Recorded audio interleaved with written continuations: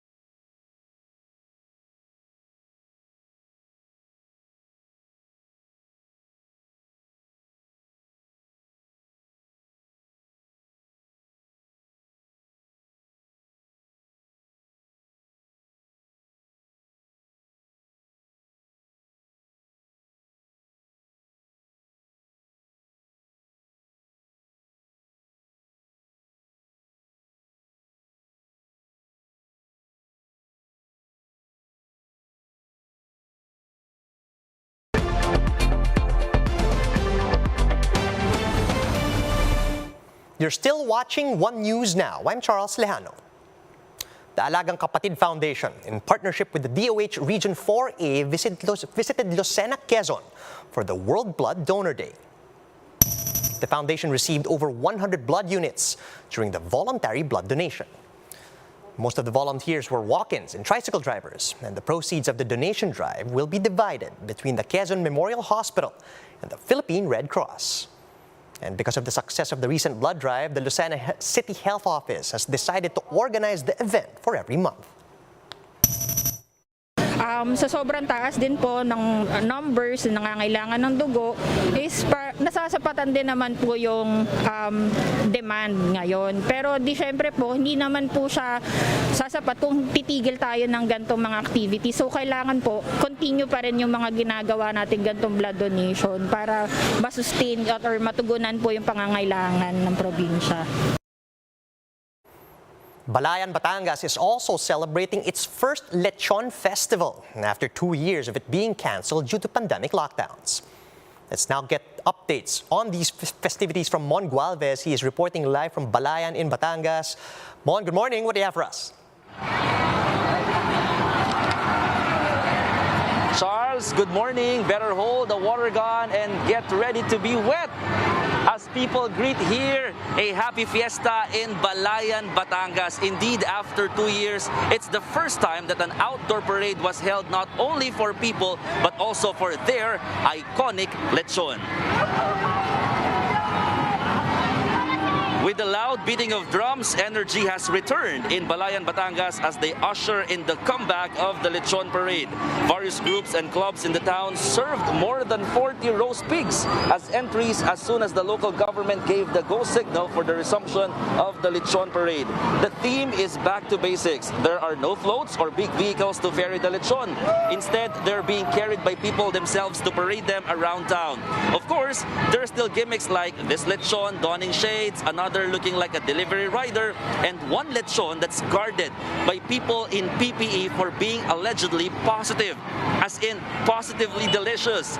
This is the 63rd time the feast is held, and it's not only for lechon, but it also serves as thanksgiving to the town's patron saint, John the Baptist, and for the blessings and graces the residents received. Like in the Wata Wata Festival in San Juan, residents here also poured water at each other. But because there's still a pandemic, only a few people are allowed to participate in the activity, and everyone has to wear a face mask. Charles, after parading the lechon, the participants will head straight to the table for the feast. Dining and drinking on the streets is allowed, but only after or only until 3 in the afternoon. So for those who might pass by the area, expect that you might get wet from the water party, and just remember that it's all for good fun. Charles? Thanks for that, Mon. That was Mon Gualvez reporting live from Balayan, Batangas.